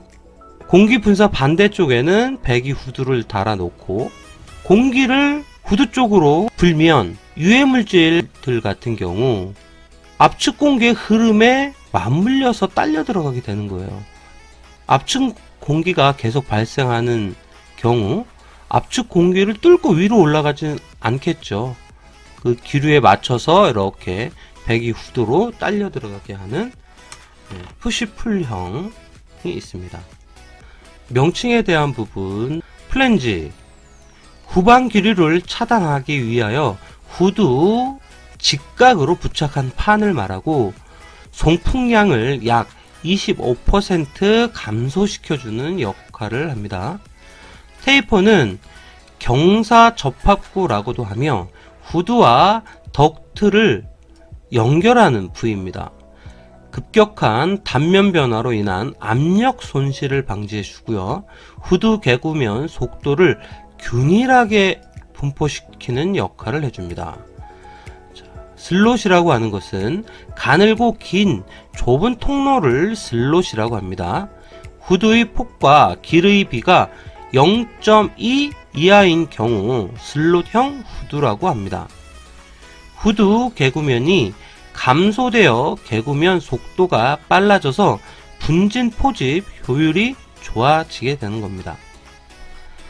환기 장치의 배치를 보고 불량, 양호, 우수로 구분하시오. 환기 장치에서 가장 이상적인 거는 주입구가 있고 배출구가 있는 상황에서 오염물질이 발생하는 작업 테이블 위치가 배기와 흡기 그 사이에 있고 완벽하게 배기 라인으로 기류 형성이 되는 게 가장 우수한 거겠죠. 자, 일반 같은 경우에는 작업 테이블이 있고 그 다음에 위쪽에 배출구가 있네요. 그러면 오염물질이 발생하면 바로 위로 올라가는 부분은 있지만 공기 대비 보충해주는 포인트가 없어요. 위에 물질이 발생하는 어떤 비중 이런 종류에 따라서 밑으로 이렇게 떨어지는 부분도 있을 거고 하기 때문에 이거는 완벽한 환기가 되지 않죠. 그렇기 때문에 불량이 되는 거고요. 자, 작업대 위에 배출이 됩니다. 보충용 공기가 바로 외부에서 후드를 타고 작업대 앞에 위치하게 되는 거고, 자, 사람이 여기서 작업을 한다라고 가정을 하면 기류는 이렇게 해서 배출구 쪽으로 가고 유해 물질은 사람 쪽으로 오는 것이 아니라 바로 배출구 쪽으로 가기 때문에 자, 양호한 구조가 되겠습니다. 세 번째 같은 경우에는 자, 보충 공기 자체가 바닥으로 들어옵니다. 그리고 들어오는데 이게 덕트로서 다이렉트로 위로 올려보는 게 아니라 충만실을 갖고 있어요. 충만실을 갖고 있어서 보충용 공기가 들어와서 충만실에서 일정하게 압력을 유지한 상태에서 위로 보내지게 되는 거죠. 그러면 바닥 전체에서 균일하게 보충용 공기가 올라오게 되는 거고요. 작업 테이블 오염물질 발생하는 바로 위쪽에 배출구를 만들었기 때문에 오염물질이 이렇게 역으로 가는 케이스가 아니고 바로 기류가 이렇게 형성이 되기 때문에 다이렉트로 위로 빠져나가겠죠. 그래서 작업실 내로 유입될 수 있는 부분이 없습니다. 그렇기 때문에 아주 우수한 환기 장치의 구조를 만들어 놓게 되는 거고요. 자, 보충용 공기와 배출구를 같이 만들었어요. 그런데 자, 이거 같은 경우에는 이렇게 올라가는 케이스가 되겠죠. 이렇게, 즉 오염물질이 발생하는 작업대 위에서 배출구 자체가 기류가 완만하게 형성은 되나 조금 거리에 차가 있기 때문에 좋긴 좋지만 우수보다는 양호하다고 할 수 있겠죠. 양호하다고. 후드 플랜지 효과 세 가지를 쓰시오. 후드 플랜지를 장착을 하게 되면 동일한 흡입 속도를 얻는데 필요 송풍량 감소가 이루어집니다.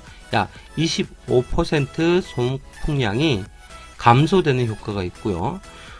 불필요한 기류를 차단해 줍니다. 후드 전면의 포집 범위가 넓어집니다. 후드 플랜지를 설치하게 되면 흡입 속도를 얻는데 필요한 송풍량을 약 25% 감소시키고요. 불필요한 기류를 차단시킵니다. 후드 전면의 포집 범위를 넓게 만들어주는 효과가 있습니다. 킬레이트 적정법의 종류 4가지.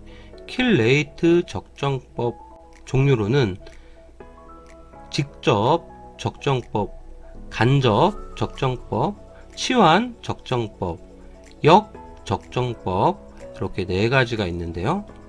킬레이트 적정법은 직간치역이다. 직간치역, 이렇게 사자성어 개념으로 외우시면 되겠어요. 킬레이트는 직간치역. 킬레이트라고 하는 것을 분리해서 생각해 볼게요. 자, 킬은 누구를 죽인다, 즉 사살시키는 거죠. 그리고 레이트는 약간 이제 늦어진다, 이런 개념에서 킬레이트를 풀이를 하면 사살이 늦어지는 거예요. 즉 빨리 죽여야 된다는 거죠. 늦어지면 안 된다는 거죠. 그러면 그렇게 하지 않기 위해서는 직접적으로 사살할 수도 있고 간접적으로 사살을 할 수도 있겠죠. 그런데 자, 직접 사살은 깔끔한데 간접적으로 치환을 하게 돼서 사살을 시키면 역적이 되는 겁니다. 그래서 사살은 가능하면 직접 하시는 걸 권해드리고요. 자, 그래서 요거를 좀 의미 삼아 사자성어로 표현을 하면 직간치역이다. 네, 그래서 직은 직접 적정법이고요. 간은 간접 적정법, 치는 치환 적정법, 역은 역 적정법이 되겠습니다. 자, 킬레이트 사살이 늦어지면 안 되죠. 이 늦어지는 이유를 봤더니 직접적으로 사살을 해야 되는데 간접적으로 치환을 하면 역적이 되는 겁니다. 그래서 사살할 때는 누구한테 시키지 말고 직접 해야 되는 게 맞고요. 자, 그런 의미를 되뇌어 봅시다. 직접적을 간접적으로 치환하면 역적된다 라는 의미를 사자성어로 표현하면 직간치역이다. 직간치역.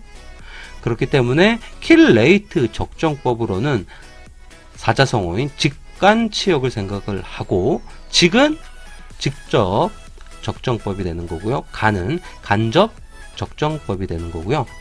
치는 치환 적정법이 되는 거고요. 역은 역 적정법이 되는 겁니다. 재미삼아 봤던 킬레이트 사살이 늦어지면 안 된다. 예, 그 의미가 아니고요. 킬레이트를 알아볼게요. 킬레이트 적정법은 금속 이온과 금속 킬레이트 화물을 생성하는 킬레이트 시약을 사용하는 적정법이라고 합니다.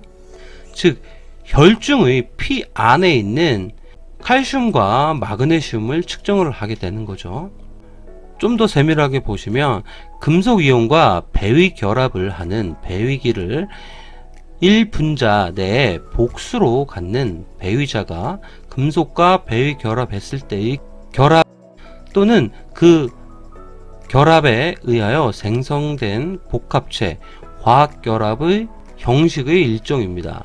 킬레이트에 의하여 복합체가 생성되는 것을 킬레이트화라고 하고요.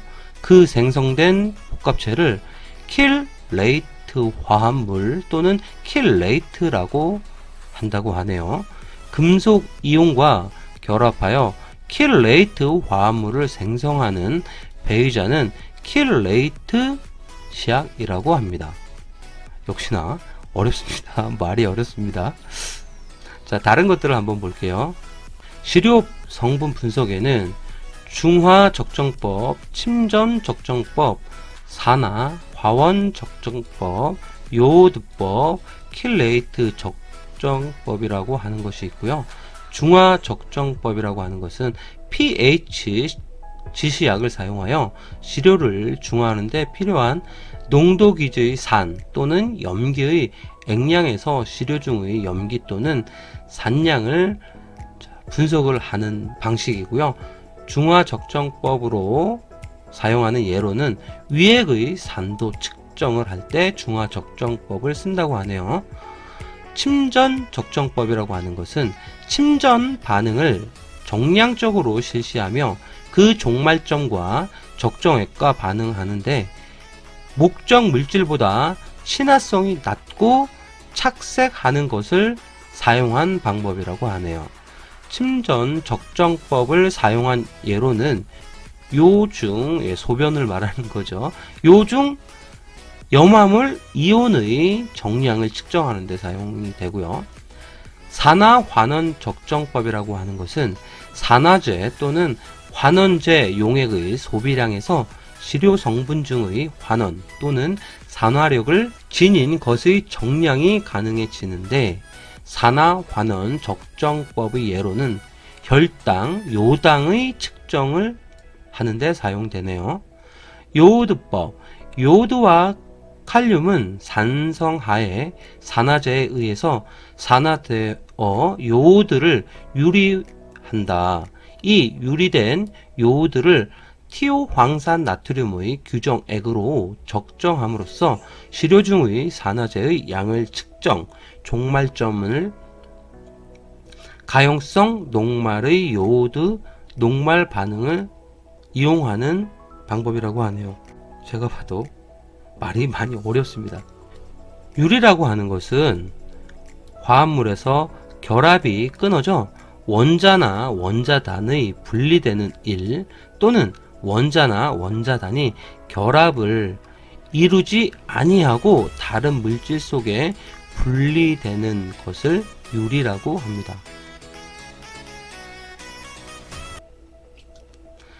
유해 물질의 독성을 결정하는 인자 5가지, 유해 물질의 농도 및 노출 시간, 인체 내 침입 경로, 물리, 화학적 특성, 기상 조건, 작업 강도가 있습니다.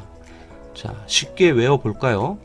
유해물질의 독성을 결정하는 인자입니다. 유해물질 독성을 결정하는 인자는 유인물 화기작업이다. 독성 결정 인자는 유인물 화기작업이다. 유인물 화기작업. 유는 유해물질의 농도 및 노출 시간을 말하고요. 자, 이는 인체 내 침입 경로를 말하는 거고요. 물과 화는 공통으로 쓰입니다. 물리, 화학적 특성, 기는 기상 조건, 작업은 작업 강도를 말하는 겁니다. 그렇기 때문에 독성 결정 인자는 유인물 화기 작업이다. 유는 유해물질의 농도 및 노출 시간을 말하고, 이는 인체 내 침입 경로를 말하고, 물은 물리, 화는 화학적, 그래서 물리 화학적 특성을 말하는 거고요. 기는 기상 조건, 작업은 작업 강도, 독성 결정 인자는 유인물 화기 작업이다. 납 농도 측정에 사용되는 것은 시료 채취용 여과지는 MEC 막 여과지를 씁니다. 분석기계의 종류로는 원자 흡광 광도계를 씁니다. 납 농도 측정, 납 농도 측정은 MCE 막 여과지, MCE 막 여과지, 분석 종류로는 원자 흡광 광도계를 씁니다. 납 농도 측정은 MCE 막 여과지, 원자 흡광 광도계의 분석을 합니다. 다음은 21년도, 19년도 2회에 거쳐서 나왔던 문제네요. 분진이 발생되는 작업적의 관리 대책. 자, 분진이 발생을 하면 작업자에게 폐 호흡기 쪽에 상당히 안 좋게 되겠죠. 그것의 관리 대책은 분진 발생원의 밀폐 완전히 차단시키는 것, 그리고 자, 습식 공법 채택. 간단하게 물을 뿌리면 그 물방울 분자에 먼지 등이 결합이 돼서 바닥으로 떨어지겠죠. 그런 습식 공법 채택. 그 다음 작업장 환기. 작업장 환기는 모든 작업장에 어느 정도 기본이겠죠. 그리고 작업을 하는 작업자의 보호구를 착용을 해야 되는데 방진 마스크 착용. 분진이 발생하는 작업장 관리 대책 4가지 쓰시오. 분진 발생원의 밀폐, 습식 공법 채택, 작업장 환기, 작업자 방진 마스크 착용이 있습니다. 관리 대상 유해 물질을 취급하는 근로자에게 작업 배치 전에 알려야 할 사항 3가지를 쓰시오. 자, 유해 물질을 취급하는 근로자에게 당연히 유해 물질에 관련돼서 어떤 사항이 있다라는 거를 작업하기 전, 배치 전에 알려주는 건 당연한 거겠죠. 당연히 안전보건규칙 제 449조에 유해성 등의 주지시키라는 법령이 있네요.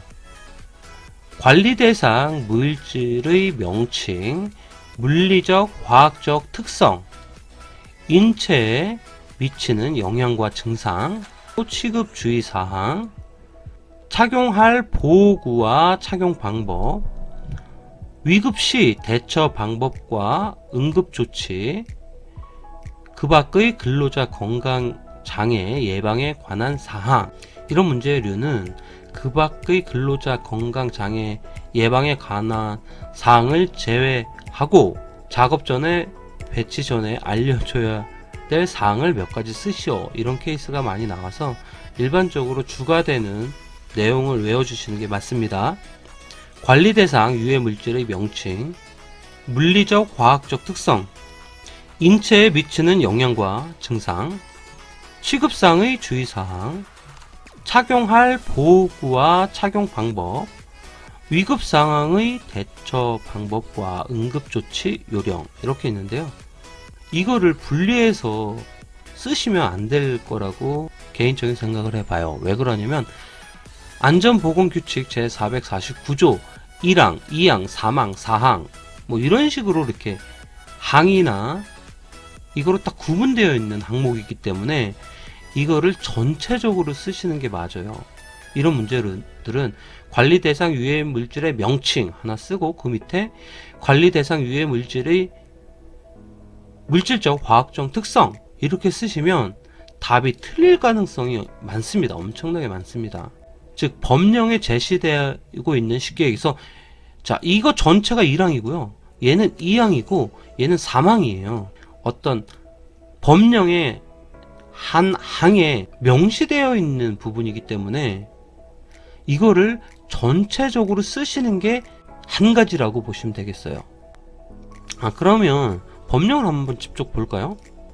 안전보건규칙 449조 유해성 등의 주지로 나와 있네요. 각 호로 나와 있네요. 즉 1호 1항 1호 같은 경우 이 문맥을 다 쓰셔줘야만 한 가지가 완벽하게 쓰신 거죠. 1항 1호 같은 경우 관리 대상 유해 물질의 명칭 및 물리적, 과학적 특성을 말하고 2호 같은 경우 인체에 미치는 영향과 증상, 3호는 취급상 주의사항, 4호는 착용하여야 할 보호구와 착용 방법, 5호는 위급사항 시의 대처 방법과 응급조치 요령, 마지막으로 그 밖의 근로자 건강장애 예방에 관한 사항 이렇게 나와 있습니다. 그렇기 때문에 각 호에 있는 내용이 모두 들어가 줘야지만 한 가지를 쓰시게 되는 거예요. 그래서 이런 부분들은 완벽하게 외우셔야 됩니다. 작업 시작 전 급성 독성을 일으키는 물질임을 근로자에게 알려야 하는 것은 디메틸포름 아미드, 벤젠, 사염화 탄산, 아크릴로니트릴, 1122-테트라클로로에탄, 페클로로에틸렌 6가지가 있습니다. 관리 대상 유해 물질을 근로자에게 알려야 하는 게 고용주한테 법적 의무죠. 법령을 찾아보면 자, 요 2항을 보시면 이런 게 있어요. 사업주는 근로자가 별표 12의 제1호에서 12번, 44번, 56번, 67번, 96번, 106번의 물질을 취급하는 경우에는 근로자가 작업 시작하기 전에 해당 물질이 급성 독성 물질, 급성 독성 물질을 일으키는 물질임을 근로자에게 알려야 한다. 즉 이것을 묻는 문제였죠. 문제를 다시 한번 볼까요? 작업 시작 전 급성 독성을 일으키는 물질임을 근로자에게 알려야 하는 것. 즉 2항에 있는 내용을 묻는 거예요. 그런데 지금 2항에도 별표 12에 넘버가 기록되어 있지 물질이 기록되어 있지 않습니다. 별표 12를 다시 찾아보는 게 맞겠죠. 자, 그럼 여기서 어떤 거를 말하느냐. 자, 요렇게 돼 있죠. 자, 별표 12 1호에 12번이래요. 그럼 1호면 이거죠. 12번 물질이라고 하네요. 12번 물질은 디메틸포름 아미드라는 물질이고요.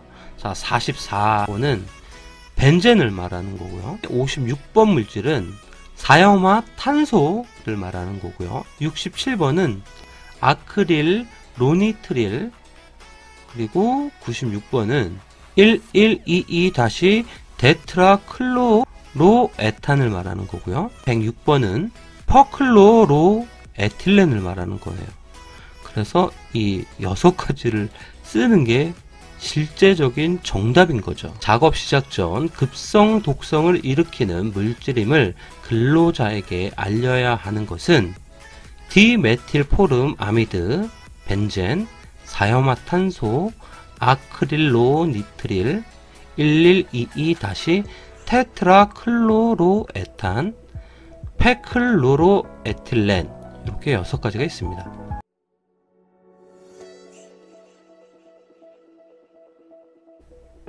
다른 한 가지 짚고 넘어갈게요. 허가 대상 유해물질 제조하거나 사용하는 근로자에게 알려야 하는 사항이라는 게 있습니다. 우리가 앞전에 풀었던 문제 중에 관리 대상 유해물질을 취급할 때 작업 근로자에게 작업 배치 전에 알려야 되는 사항이 449조 법령에 있고, 허가 대상 유해물질을 사전에 알려야 되는 사항은 제 460조에 있어요. 똑같이 유해성 등을 주지시켜 줘야 되는 사항으로, 하나는 관리 대상 유해물질, 하나는 허가 대상 유해물질.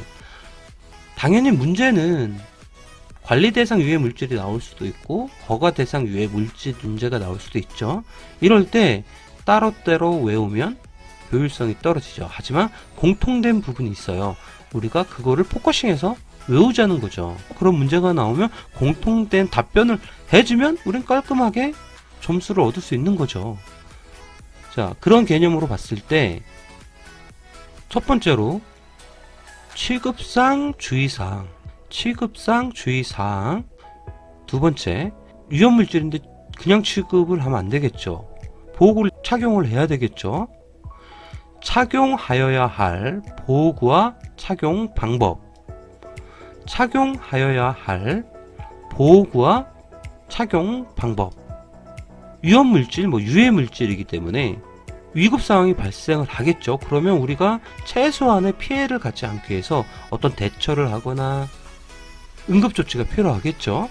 그래서 위급상황 시 대처 방법과 응급조치 요령, 위급상황 시 대처 방법과 응급조치 요령, 그리고 어떤 전제 조건이 없다면 이것도 아주 깔끔한 답변입니다. 그 밖에 근로자의 건강장애 예방에 관한 사항, 그 밖에 근로자 건강장애 예방에 관한 사항. 자, 어떻습니까? 똑같죠? 이렇게 4가지를 외우시면 문제에서 3가지를 쓰시오, 4가지를 쓰시오, 5가지를 쓰시오 라고 문제가 나올 건데, 이 4개만 쓰셔도 크게 문제될 게 없겠죠. 성면의 제조 사용 시 성명 분진의 발생 및 오염을 방지하기 위하여 근로자에게 알려야 하는 작업 수칙 3가지를 쓰시오. 성면을 담은 용기의 운반, 용기에 성면을 넣거나 꺼내는 작업, 보호구의 사용, 점검, 보관 및 청소, 이상 사태가 발생한 경우의 응급조치, 여과 집진 방식, 집진 장치 여과제 교환, 그리고 여러가지가 더 있네요. 진공 청소기 등을 이용한 작업장 바닥의 청소 방법, 작업자의 왕래와 외부 기류 또는 기계 진동 등에 의하여 분진이 흩날리는 것을 방지하기 위한 조치, 분진이 쌓일 염려가 있는 깔개 등을 작업장 바닥에 방치하는 행위를 방지하기 위한 조치, 분진이 확산되거나 작업자가 분진에 노출될 위험이 있는 경우에는 선풍기 사용 금지, 해당 작업에 사용된 용기 등의 처리입니다. 세 가지라고 되어 있지만 뭐 4가지, 5가지를 물어볼 수 있으니 기본 4가지를 외우자고요. 쉽게 외우는 거는 용기의 운작보의, 용기의 운작보의, 용기를 운반을 하고 작동을 하는 거는 보이, 남자가 하자, 그런 의미로 용기의 운작보의.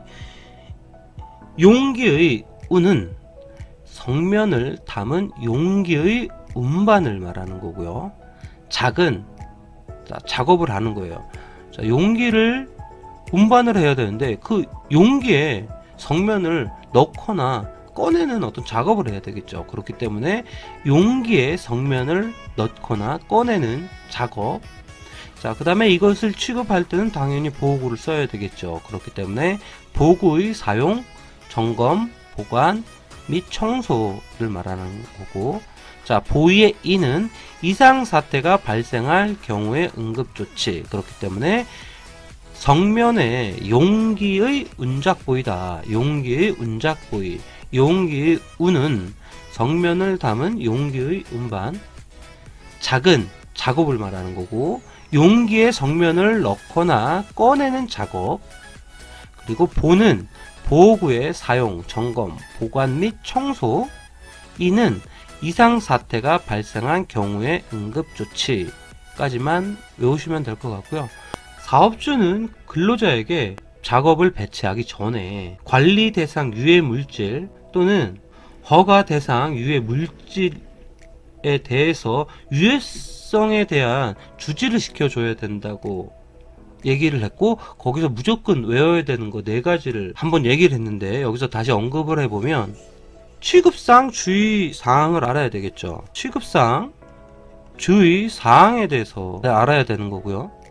착용할 보호구와 착용 방법, 자, 위급시 대처 방법과 응급조치 요령이죠.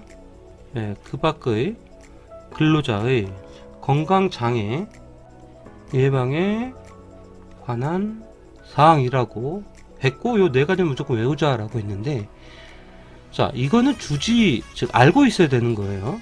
근데 지금은 뭡니까? 이제 실제적으로 근로자가 작업을 해야 되는 거예요. 이 작업을 할 때 근로자는 어떤 사항을 알고 있어야 되는가. 자, 취급을 한다는 거는 뭐 이동을 하거나 얘를 꺼내거나 집어넣거나 이런 거죠. 그러면 자, 요거는 2가지로 나눠지는 거죠. 이렇게 용기를 운반을 어떻게 해야 되는 것인가. 근데 이 용기를 운반을 해야 되는데 이 용기에 어떤 유해 물질을 넣거나 꺼내는 작업에 대해서 알고 있어야 되겠죠. 왜? 내가 직접 해야 되는 부분이니까, 근로자가. 자, 그 다음에 착용할 보호구와 착용 방법이라고 되어 있는데, 자, 그럼 얘는 보호구를 직접 사용을 하고 점검을 하고 보관을 하고 사용되어야 할 보호구 같은 경우에는 청소까지 해줘야 되는 거죠. 자, 그 다음에 위급시 대처 방법과 응급조치, 뭐 어떠한 문제가 발생을 했을 때 응급조치가 필요하게 되는 거죠. 이렇게 연관시켜 주면 될 것 같습니다. 그리고 난 정 기억이 안 난다 그러면, 자, 요 2가지는 그냥 쓰셔도 같은 맥락으로 어느 정도 점수가 주어지지 않을까란 생각을 해보긴 하는데, 가능하면 이렇게 쉽게 외울 수 있는 거 있잖아요. 용기에 운작 보이다. 이걸 외우시고 네 가지를 써주시는 게 맞겠죠. 성면의 제조, 사용 시 성면 분진의 발생 및 오염 방지를 위하여 근로자에게 알려야 되는 사항 세 가지를 쓰시오. 그러면 용기의 운작 보이다. 용기의 운반, 즉 성면을 담는 용기의 운반. 자, 요 용기를 운반하기 위한 어떤 작업이 필요한데 이 작업을 말하는 거고, 작업을 전체적으로 연 거에 보면 용기에 성면을 넣거나 꺼내는 작업을 쓰셔야 되는 거고, 보는 보구의 사용, 점검, 보관, 청소, 그리고 자, 보2의 2는 이상 사태가 발생한 경우에 응급 조치. 이렇게 네 가지 정도를 암기하고 있으면 될 것 같고요. 자, 법령에는 베릴륨도 있기 때문에 베릴륨도 한번 같이 보도록 할게요. 그런데 성면에서 외우는 부분과 크게 차이가 없어요. 즉, 네 가지는 똑같아요. 용기의 운작보이는 똑같아요. 대신 성면 대신 베릴륨이라는 유해 물질 명칭만 집어넣으면 게임 셋이 되는 거죠. 그래서 자, 용기의 운작보이, 용기의 운반, 어떤 거? 베릴륨을 담을 용기의 운반 작업. 자, 용기에 담는 이 작업이 필요하겠죠. 즉 작업은 작업인데 넣거나 꺼내는 작업이다. 누구를? 용기에 베릴륨을 넣거나 꺼내는 작업. 자, 이제 직접 사용해야 되는 거예요. 그래서 취급이나 이런 걸 다 해줘야 돼요. 그렇기 때문에 보호구의 사용, 점검 및 뭐 청소 이렇게 해도 되고요. 마지막 2는 이상 사태가 발생한 경우에 응급 조치. 혹시 모를 이제 5가지라고 보면, 자, 여과 집진 방식, 집진 장치, 여과제 교환하는 부분도 작업 수칙에 들어가 있어야 되는 거죠. 자, 마찬가지로 이 항목은 똑같이 성면에도 있습니다. 이렇게 여과 집진 방식, 집진 장치의 여과제 교환도 그대로 있죠. 그래서 이렇게 5가지를 외우시면 퍼펙트하겠죠. 추가적으로 법령을 조금 더 찾아봤는데요. 관리 대상 유해 물질의 취급 설비예요. 취급 설비, 그 부속 설비를 사용하는 작업에는 냉각 장치, 가열 장치, 교반 장치 및 압축 장치 조작, 그리고 계측 장치와 제어 장치의 감시, 조정이 필요하고요. 그 다음에 이상 사태가 발생한 경우에 응급 조치, 이렇게 3가지만 보고 넘어가죠. 그리고 허가 대상 유해 물질, 즉 베릴륨 성면을 제외한 나머지 유해 물질을 제조, 사용하는 경우 우리가 알아야 될 작업 수칙은 관리 대상 유해 물질과 똑같은 3가지 똑같이 외우면 되겠어요. 냉각 장치, 가열 장치, 교반 장치 및 압축 장치의 조작, 그리고 계측 장치와 제어 장치의 감시, 조정, 그리고 이상 상황 발생한 경우에 응급 조치. 이렇게 3가지만 우선적으로 보고 넘어가도록 하죠.